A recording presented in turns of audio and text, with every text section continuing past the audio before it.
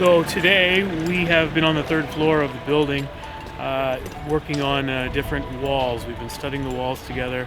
Of course, you need a professional to learn what to do and to learn it properly, and Jesse over here is a great mentor. I feel like you need that connection to do really well in construction. They're really appreciative of the information we're giving them and the little tricks and tools of the trade. It's great to teach them what is important when it comes to safety on the job site. The most important thing really is about communication, about working with my mentor and him teaching me, being open to learning about these new skills. I got to learn Jose over the last, 5 hours now? I think so, yeah. He so far hasn't thrown his hammer at me, so he's been pretty good.